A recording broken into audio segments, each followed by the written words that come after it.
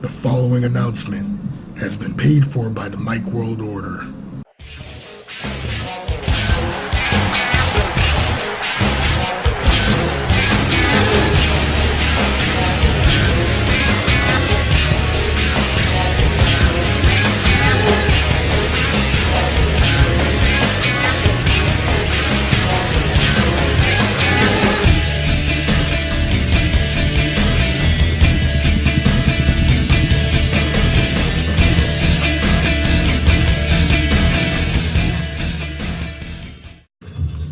Welcome to another episode of the long-awaited, must-see, must-heard podcast going on right now, or at least I think so, the Mike Cook Guys podcast.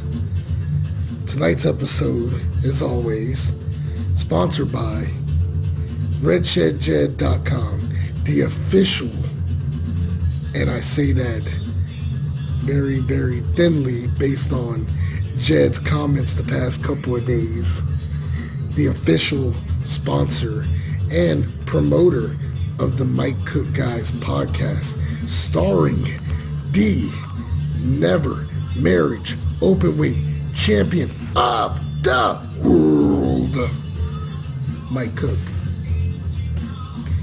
Speaking of the never marriage openweight title, thanks for supporting the last episode.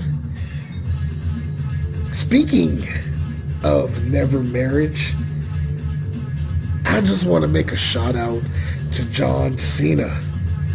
Although I can't stand watching you as a pro wrestler, you once again lived up to momentum of how you are as the never marriage openweight contender. I mean, let's face it, watching how you were before on TV shows like Total Divas, you were pretty much one of the founding fathers of that championship, and you probably didn't know it. Hopefully some mark-ass fan will hear this episode and forward it to you. Please do. I know I can't afford putting you on my show, but special recognition would be nice. I mean, what's it going to cost you?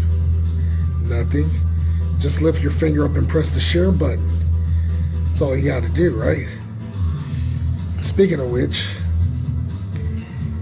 a lot of people have been giving me their point of views based on a certain snap that I posted the other night. For the record, there is nobody. There's no one right now that would convince me to change my status in life. So, those who assume, those who want to do a screenshot of it, yes, I'm talking about you, buddy. You can assume, but you know what the theory of assuming is. So I don't need to go there. There's nobody right now. I don't care who you are. I don't care what you have. I don't know. Well, I take it back. I don't care how good you are in certain areas at certain things you do, because I'm sure any guy before me has already experienced it. And it's funny because once again, I'm being labeled a woman hater by women. Well, let's face it. It's y'all's fault. Now, I know they say you can't blame this on one woman. It ain't just one, it's a lot of y'all. You know, once I finally got it through my head to focus, as I was told, they say focus. Now, I didn't focus before, but now that I did, now I can look at someone and see their true colors before you even bring it out. So if for some reason I've talked to you for a good while, and then all of a sudden I just went cold turkey with contacting you, there's your reason. I saved myself the trouble. Because right now I'm all about my bank account. Like I said before, ain't nobody right now can take that away from me. Moving forward, tonight's episode. And yes, what you're reading on the description is not a typo. Tonight's episode is basically a quote from Mike the Programmer. Welcome to Virginia, motherfucker. Now, the reason for this, okay, recently, about a month ago, it was the 2 year anniversary of me moving up here. And this week was the 2 year anniversary of my first job I got up here. And what most people don't know is that maybe it was predetermined, but 9 years ago, I spent almost a week up in Washington, D.C. through one of our college groups, which we won't name because a lot of you people back home were still butthurt by the popularity of how it grew. Because the groups that you guys had didn't grow, that y'all created. And because of that, y'all were trying y'all best to jump on that bandwagon. I mean, we weren't fools.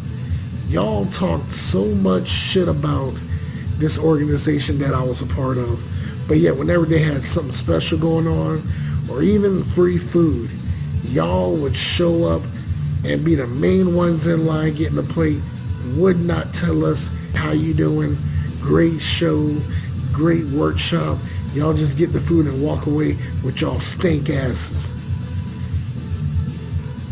To this day, even when they revamped it, it was just words on the banner. It will never have that spark and that passion that it had before.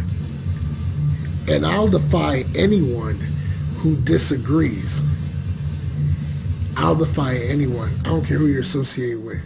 Before, I used to be afraid to not give my opinions because people would say, you talk too much. Well, guess what I learned? If I don't say anything, then nothing will come across. But if I do say something, yes, they will get offended. But at least they know they heard the truth.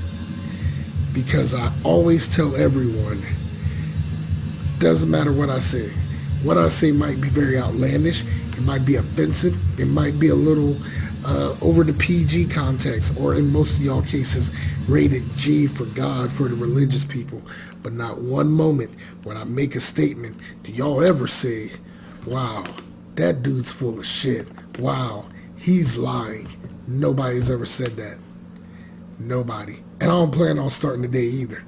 What the hell are you doing? So, I'm going to give you the full raw story of my experience. So, the trip that we were a part of, it was me, Spiko, my homeboy Tim, a few bunch of us. Tim was one of those people where he was an expert on DC. That's where he grew up. That's what he knew. So, you know, leading up to the day before we left, he was telling us all these places to check out, Chinatown, all that, you know. So, one of our rituals we always did, and I'm sure it came back and bit us on the butt. Well, it was different with me because I knew how to keep stuff organized, low-key, and just, you know, I did it to where we'd all would get hammered and smashed, but the next morning we'd still be functional and presentable, because that's how I roll. If things were under my watch, I ran a tight ship. One of the cool parts about still having military benefits, alcohol was cheap, alcohol was tax-free. You give us a calculator in cash, we'll figure out how much we need to get. So we would always get like a bunch of liquor on road trips, because mind you, none of our trips were on a plane. So we would get a bunch of alcohol and stuff it in our bags, either the night before or the morning of, and we would, you know, bring it to our hotel rooms. And I guess because it was on a bus, that was the longest drive I ever experienced. I'm like, I've been to Virginia before. It didn't seem this long to me. And, you know, when we finally got there, I was like, are we in D.C.? And they're like, nah, we're at the hotel. Well, where's the hotel located at? Oh, we're in Maryland. Well, which part? We're in a section called, what was it they call it? It's right in Oxon Hill, right near, National Harbor. So they're like, we're at National Harbor. So I'm like, okay, cool. So we're technically in Maryland. So we were at this hotel called the Gaylord National Resort. Now you figure a bunch of us hood country boys slash not your typical stereotypical group of men of different ethics, because I'm not going to say just black men. Even though the promotion was originally for black men, it was pretty much men of all races. The whole point of it was to bring us all together, because at that time, if you was at the college we were at, nobody had an identity. Nobody associated with anyone. So when it came to that group, it brought a lot of people together. It grew a lot of friendships. So that being said, everybody went to their hotel rooms. Everybody's picking out what they wanted. That first night we were all shit-faced getting drunk. I mean, we were drinking. And this part is so funny. I wish I was more responsible for how I was drinking, because the money I was making, because they gave us per diem, plus I also got paid, and also had another paycheck waiting for me when I got home. But I wish I was more responsible with how I was drinking, because at that time, what most people didn't know, I had cancer cells forming in my stomach, in my intestines, and near my butt. I know that's a bit graphic, but that's what happens in life. So you just deal with it. And I was supposed to get the surgery done, but if I were to have gotten the surgery done, I would have missed out on the trip. And I'm like, Doc, I can't miss this trip. I gotta make it to this trip. And they're like, well, you just be careful. And don't do any drinking. Don't do any, anything you're not supposed to be doing. And I'm like, sure. Well, even though we all know that wasn't the case. Because I ended up, drinking. And I'm telling you, that first night, everybody was just like, we were going like all in. It was like all or nothing. And it was so crazy. You want to talk about that next morning? When we were going on tour for the first section of DC? I mean, it was so bad. And, of course, the head guy, who we will refer to as codename Haha, because that's how he laughed when he got excited about something. So, it was too funny when he did grab I guess there was like a little speakerphone or whatever hooked up to the bus, to where loudly he said, good morning, gentlemen. Everybody was like, ah. I was like hurting too. Everybody was hurting. Spiko wore shades that morning on the bus because he was that hungover. We were all hungover. And it also didn't help after we did our festivities. Later on that second night, there was a nightclub on the top floor of the Gaylord National Resort. And a lot of us were able to get in, but there was a handful that couldn't because they were under the age of 21. So they were trying their best. And when I mean trying their best, they were trying ways that I would have never thought would have got in. And they snuck in. But here's the problem. When you don't look the role, you're going to get caught. When you look the role, nobody messes with you. And while everyone's wearing their baggy jeans and t-shirts, or their shorts and, their one outfits, I've learned DC, you got to look the role. So, I put on my polo shirt and my slacks, and I walked in, the club, and I blended in. And with that little extra money, I'm like buying people rounds and shots. I'm like, yo, get my man a double shot of Goose. And he looked at me like, yo, Mike, I love you, man. I was like, you too drunk, don't hug me. And I remember after all that drinking, I was so hungry. And people that know me, when I get hungry, especially if I've been drinking, I get angry. So I went to this restaurant, and I'm sitting there waiting and waiting and waiting, and I'm looking at this dude, this old fake ass Arsenio Hall looking guy, who's busy trying to spit game on two women who didn't look interested. They look annoyed and they were waiting to get their check. And it was so like, I don't know, it was just annoying as hell. So I'm just sitting there still waiting. It's going on like 20 minutes now. So once the guy realized he got turned down by the women, he finally came to my table and he said, "I'm sorry, man. The kitchen been closed about 10 minutes ago." So you're telling me that I had a chance to get something from the kitchen, but I'm waiting here half an hour because your ass wanted to be Mr. Fake-ass, Gumby haircut, Bobby Brown looking motherfucker. I was so angry. I was all up in the dude's face and I was ready to fight him. I told him, "I dare you to move your arm at me. I will fuck you up." Like, literally, I was telling him that. I literally questioned his manhood, and I didn't know nothing about the guy, but I was already drunk, I was already hungry, and I ended up becoming one drunken, angry man. And the dudes from the group like saw me as they were leaving the club, and they were pulling me away from the restaurant because they didn't want to get kicked out because I was acting a fool because I flipped the table over. I was mad. And Spiko was like, "Mike, man, you need to chill." I was like, "Yo, forget that dude, man. I'm gonna knock his head off, man. I'm hungry." He said, "Yo, man, just get room service, man." He's like, "Let's just go back to the club, man." So we ended up going back to the club. Here I go, listening to Steve. We're going back to the club, aka Spiko, I mean. And I'm like, okay. So I'm sitting there, I'm having a couple drinks, I'm talking to people. Now, mind you, this dude had his hair braided thinking he was going to get some on this trip. Boy, was he wrong.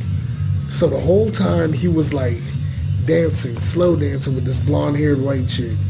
And mind you, from the drinking, his cheeks all red and he got this big old grin on his face like one of our homies, Huggy Bear, would look when he drinks, because he has that grin on his face like, "Yeah, I know what you're doing, and I'ma still watch." Like, he had that type of look. It's funny. To y'all, it'd be creepy, but seeing it from him, it'd be funny. Because that's just how Huggy Bear was. So, he is following this chick to her room. She already told him numerous times she couldn't because she was married. And he's like, "Hey, yo, mommy, you need to chill, yo. Yo, I don't care, man. He can watch, man. I don't give a damn." I was like, "Spiko, man, you need to chill, man. You need to chill, Steve." And he's like, "Yo, man, no, Mike, man. Nah, man, she wanted, dog. You know, you just wait at the door, man, you know, because I know you like to watch." And I'm like, "Yo, Steve, you need to chill, man." I was like, "She's married, man. Her husband could be, like, coming out the door any moment." And he's like, "I don't give a fuck. She want me. I'm trying to get some Becky, yo." I was like, "Oh, shit." I was like, "Mike," I was like, "Steve, chill, man." And he's like literally following her to her room until finally, as I stopped him, it gave her enough time to get to her room and close the door. So he was like, "Mike, I could have had that, man." I was like, "No, you couldn't have." And, you know, I guess he felt I cock blocked him, which I didn't. But, you know, the last thing I'd want is for him to get caught in a fight and I'm right there helping him beat the dude down, because I'm gonna look out for my homie. You know, we all know this. So we're walking back to his room because we weren't roommates, but we pretty much chilled in each other's rooms, and that's usually how it was. Everybody for some reason wanted to chill in my room on trips. So as we're halfway there, he's like, "Hey, yo, Mike." And I'm like, "What?" He's like, "Mike." And I'm like, "What?" And he was like, "Yo, Mike." I was like, "What, man?" He was like, "I'm feeling it, man." You know, he's like, you know? And it's funny because it reminds me of the first time I hung out and was drinking with him when we were in Charlotte. And when that happened, we're at a street corner in Charlotte drinking 40s on the street corner. And he was talking about, "Man, I'm feeling it, dog. I'm feeling it." And I'm like ironing clothes, waiting on Hot Pockets in the microwave. He's standing there talking the whole time with a bag of chips, like, y'all want some? And we're like, no. And he's like still talking to about some, and I was feeling it, yo. Well, that's how he was that night too. So I'm like, dude, you need to chill. So we got to his room. His roommate was this one dude named DeAndre who got kicked out of the club because, one, he was underage, and two, the way he was dressed made it obvious, okay, this is a young dude.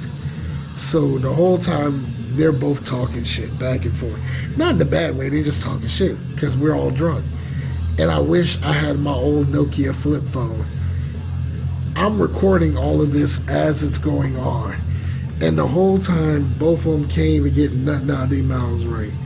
One of the dudes was like, yo, man, something wrong with Spiko, man, Spiko. And he's like, Spiko, man, I heard of Spike Lee, but Spiko? He's like, get it together, yo. And I just thought it was too funny because of how, they were both just going at it. Just going at it. I mean, it never ceased to amaze me.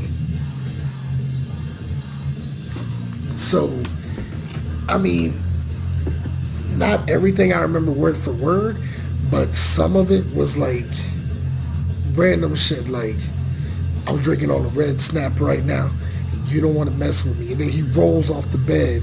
This is Steve we're talking about. He rolls off the bed. I'm thinking he fell off the bed. He is like military crawling to the fridge to grab another red stripe Jamaican lager beer and crawling back to the bed and sitting on the bed just to crack open another one and drink it. I mean, that's one thing about Steve. I don't think anybody can outdrink him in beers. Like, seriously, I've seen the dude go through like 3 or 4 40s in one sitting. And that's a lot of drinking, if I say so myself.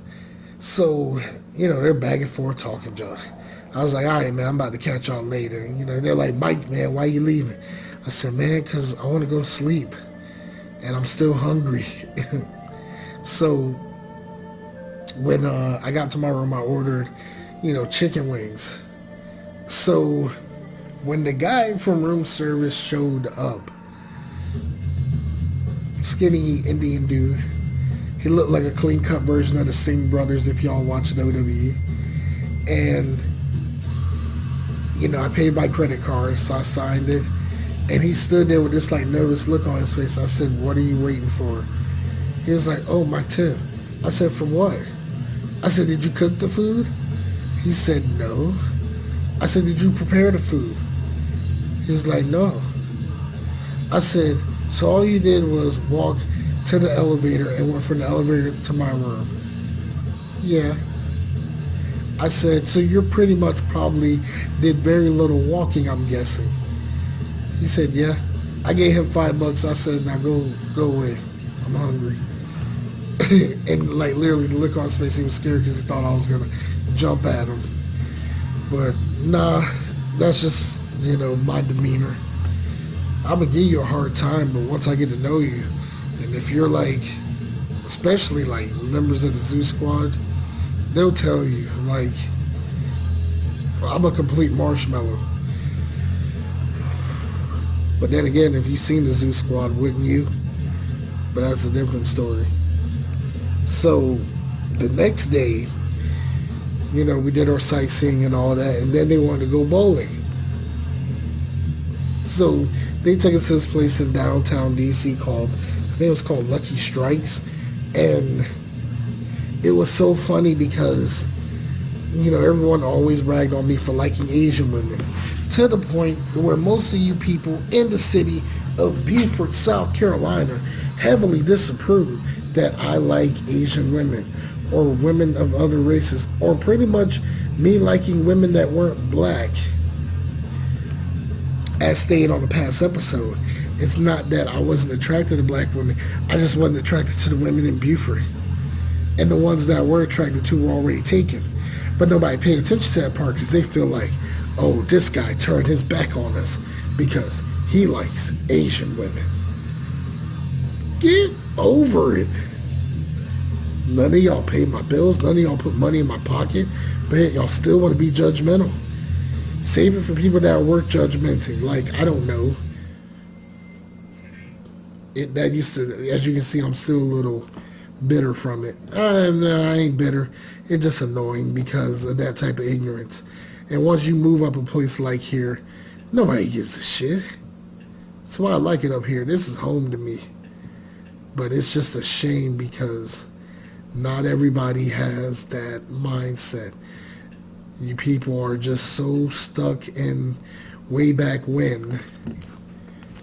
It's 2018. I think it's time to move on. So, our server was Asian. Well, she was Korean. Cute. Had all the stockings, the booty shorts, and all that. Her name was Chu. And of course, a whole group of us, with the exception of me, they act like they ain't never been around a cute Asian girl with curves before. So they're like super thirsty, literally. And at the same time, they're like asking for like 50 different drinks off the girl. Hey, yo, Chu, let me get 2 waters, a Sprite, and, Mountain Dew. That's coming from one person. So you imagine how, ignorant that was and annoying that could have been for that poor lady. And I know that none of y'all tipped that lady that night, but we'll get to that later. So they had appetizers. They were constantly giving unlimited appetizers, but they were doing it by one tray. So once that one tray was empty, they take it and refill it with another one. Unfortunately, I didn't get any of it because the moment that tray comes out, y'all didn't even wait for it to stop, and y'all were reaching your arms out like, yeah. So then I ended up sitting near my seat next to the area where they usually set the tray at. And next thing you know, Derek comes, and I'm like, all right, I should be first. As soon as I reach my arms out, here goes everybody. Grabbing a piece, everybody going eating. Yeah, then they're going back bowling. And I'll never forget it. There was this one shrimp that was left. This one shrimp. And as soon as I reached for it, here goes one of the dudes. Hey, what's up, Mike? They took that shrimp and ate it. I was like, man, screw this. I'm out. I told the head advisor, I said, yo, I'm going to Chinatown, man. So I ended up going to Chinatown and I hung out. And I ended up going to this Japanese tapas restaurant, and I ended up getting like tempura and the udon. And I'm like, wow, this is awesome. And I'm eating with chopsticks, and I'm like, this is my first experience at a legit Japanese restaurant made by actual Japanese people. Because at the time, you really only had House of Tokyo or Restaurant Fuji, which was run by a Japanese dude, but everybody else that worked with it wasn't Japanese. And then, of course, House of Tokyo, which was run by Koreans. So the sad part was you can tell everybody that was staffed. It was all Japanese just by the language. And at that time, my Japanese was getting pretty decent. It was only enough to get by for like wrestling and whatnot. And basic greetings, Ohayou gozaimasu, stuff like that. Watashi wa Maikoku desu. Sanju zero. Yoroshiku onegashimasu. Stuff like that. And seeing that coming from a Kokojin like me, they were impressed because of how respectable I was and not because of them thinking, oh my God, he's gonna rob me. Run, Hiroko, run. So I'm going through Chinatown, just exploring, sightseeing, taking photos, just, basking it all in because, I would never think that I would ever go back to one of those type of places, ever. And then I walk in front to what I thought looked like an antique shop. But instead, I see this short, fat Asian dude with the mean Gene Okerlund look. And he's like, hey, big boy. Hey, big boy. He's like, you look hungry, big boy. And I'm like, nah, I already ate. And he like tapped me on the stomach. He's like, big boy like you, very, very hungry. Very hungry like American. Well, apparently he must have not thought I was all American for him to ask me that. So then he was like, big boy, do you like bum bum? And he's saying that with this shitting grin on his face. And I didn't understand what he was talking about at all. And I'm like, what the heck is bomb bomb? And I'm like, well, maybe it might be some type of special dim sum ritual. And I'm like, I guess so. So he was like, for $25, I will give you all the bomb bomb you want. So I'm like, okay. So I'm like, okay, it's an all-you-can-eat food place. Maybe it might be Korean barbecue or a Chinese hot pot. I don't know, but I was interested. So I'm walking through the entrance, which is this white entrance with red Chinese writing around it. And I'm like being taken upstairs. And there's like, wait in here and there will be bomb bomb. I walk in this room, and this was after seeing movies like Old Boy, where the first thing I saw was a door across from the room, a bed, and a TV. And I'm like, what's going on? And out comes this Asian woman with just a nightgown on, and she had a rockin' body. And that's all I'm going to say for that section, other than the fact that I like Bomb Bomb. So I ended up coming back to the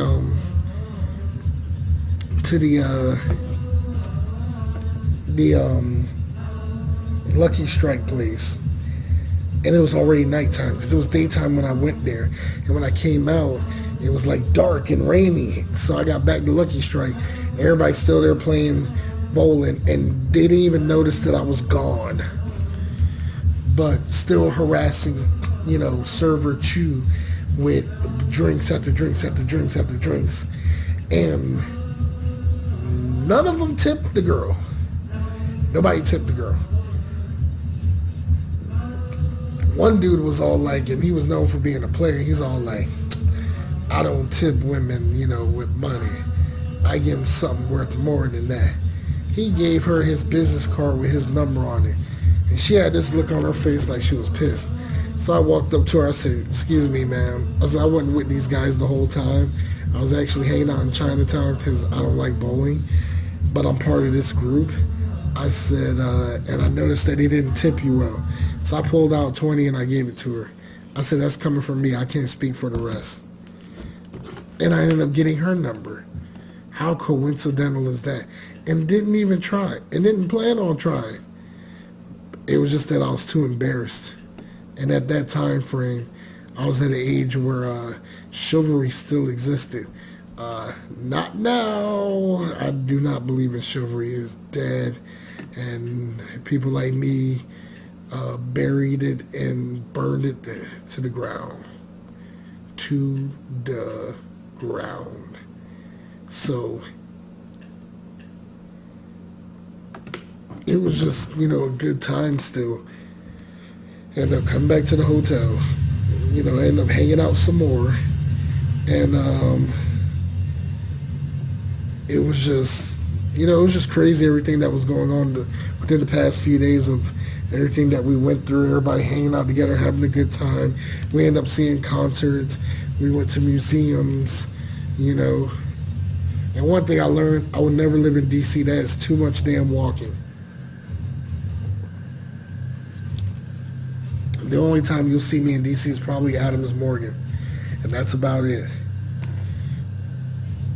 But it was just so much going on. And then we had the final night where we was there. And we were like, we told everybody we're going to drink until there's no more bottles left in the hotel. We're going to party until it's time to go, because we ended up packing our bags early and dropped it off up front to be loaded up to where all we had to bring onto the bus was ourselves, our own drunken selves. And we were pretty much up partying, drinking, partying. And we had the club, partying, dancing. I ended up hooking up with this Filipino chick and ended up going to her room because she was from Hilton Head Island. Small world. So my phone was ringing and it was Steve, and he was trying to see where I was at. She grabbed the phone and was like, "He busy right now," and she closed the phone up and threw it against the wall. And I'm like, "What is wrong with you? Are you crazy?" It's like I'm waiting on getting a new phone, and that one's like breaking up. So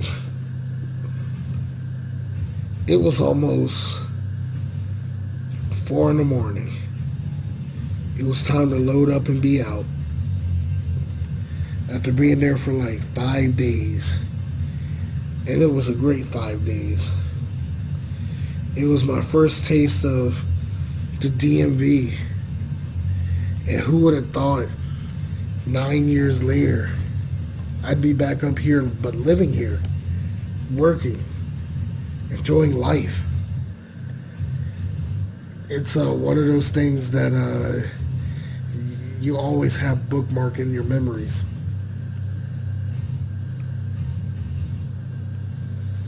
Things to note after that trip. 2 weeks later, I had to get my surgery done. You know, everything went by flying colors, surprisingly, because I had so much to drink that week that could have got a whole football team drunk. Like, seriously, it would have got a whole football team drunk.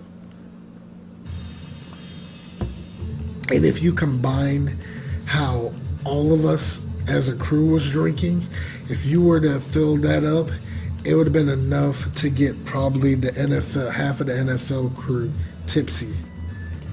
So that's a lot of drinking. Surprisingly, nobody was harmed on this trip. But a lot of people were doing crazy stuff on the side too, which I'm not going to mention because I've already taken it past that limit with this episode. And some of y'all who are going to listen are probably going to look at me a different way as usual. And I really don't care as long as you keep supporting the podcast, buying my merchandise. I don't care if you have anything positive or negative to say. If you have something good to say about the page, thank you. If you have something bad to say about my podcast, I'm sorry. But hey, you listen to it, so you know, that's all that matters. That's just like Chow. You know, we got into a crazy drive, but did you die? That's pretty much how my podcast is. Yeah, it's crazy what I say, but did I lie? Just saying. It's not hard. Join the revolution. I'm probably the realest thing that goes through people's ears and speakers right now, even though I'm in a big area and I'm in this small pond, and a very small pond at that. Even though most people disagree with me, I have different mindsets and goals. I want to make it. I'm not going to plan on going back to Buford anytime soon. Although I still got plans, but plans come and go. I pretty much go based on how I feel. I just get up and do it. That's the cool part about being me. No nagging wife, no kids, no girlfriend to nag you every 5 minutes, only to find out the person that she's texting on the side is the dude she's cheating on you with. Oh well, it happens. But there will be more episodes coming soon. Next episode, I'll probably get my homie Iron Mike on here, talk about the belt collecting business, you know, and talk about the history of belts and talk about, you know, our love for pro wrestling. Also, we still got more episodes of the Mike and Maury show coming soon. Pretty much the next episode will be, I won't be on it, but once again, my cousin El Fuego Guerrero from Mexico will be there.